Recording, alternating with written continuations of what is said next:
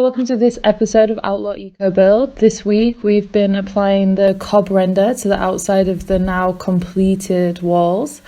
Nick has done the majority of the roof, all of the tongue and groove, and applied the insulation boards.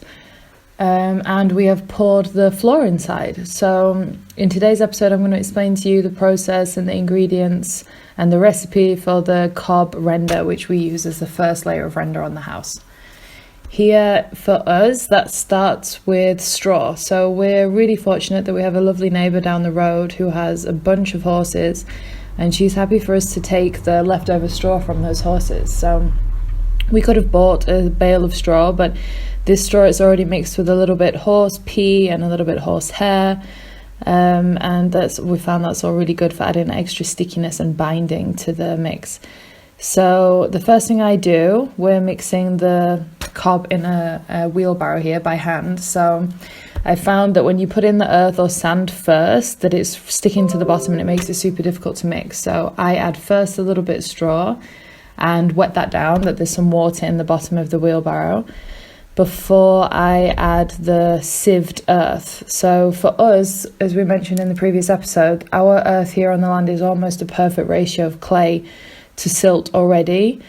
So I just sieve that earth that we've already got here. That doesn't need to be amended, but if yours does, it can be. You can do this in various ways, with adding extra clay if you have that available.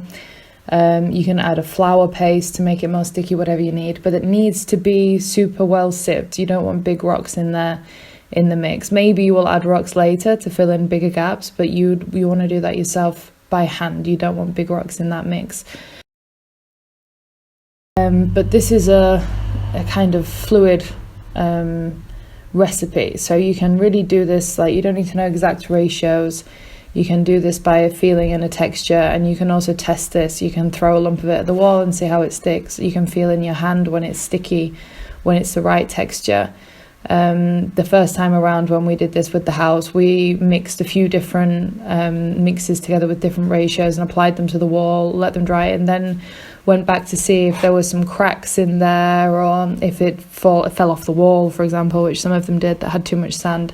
So we found the really best ratio was somewhere like 2 parts sand to 1 part clay, and then mixed with whatever would be the appropriate amount of water to give you a really nice kind of cake batter consistency. It doesn't want to be too wet. You need to be able to pick it up in your hand, and it needs to stick to the wall.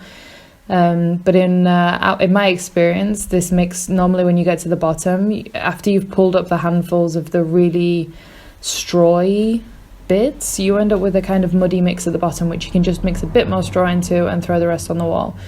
So the straw here is acting as the tensile strength. This is like holding it all together. Some people prefer to chop this super small. Maybe that depends on the technique that you're using or what you're plastering. But I really prefer to leave those pieces long. As I mentioned, they come from the field where the horses are anyway, so they're already broken up. They're not super long pieces of straw. One other thing it's important to note is the sand is not regular beach sand or soft, smooth particles. This is really coarse building sand.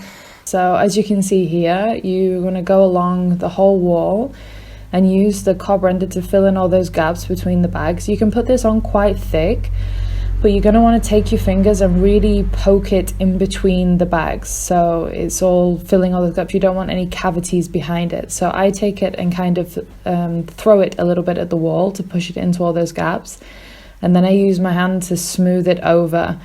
You also don't want this too smooth. This is going to be the first layer of render, but this is going to be finished with a smooth lime render.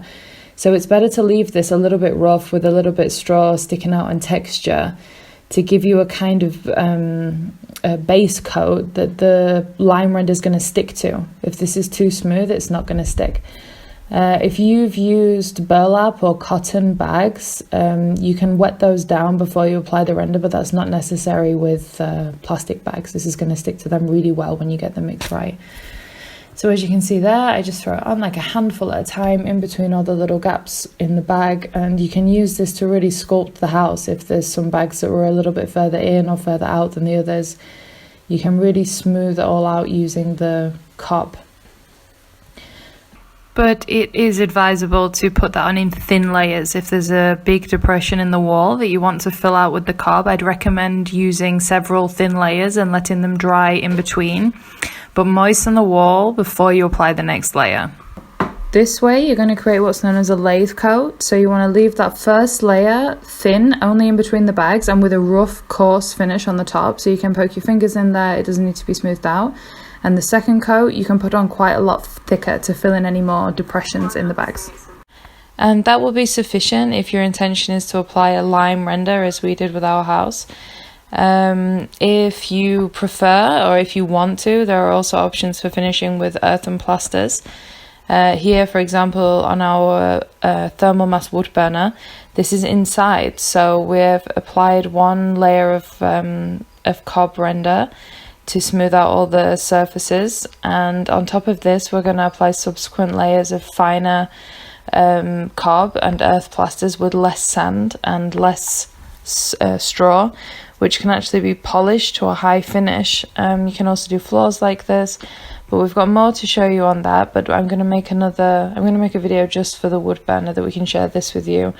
Nick's very passionate about his thermal mass wood burner and the theory behind that, so we're going to make a video just to show you that.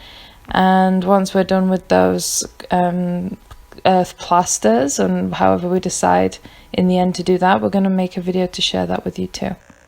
So that's what we've been up to this week. I'm going to continue now with the cob inside here. Hopefully I can finish the rest of the room, and then Nick can begin the lime render inside and out, the same as we did with the main house.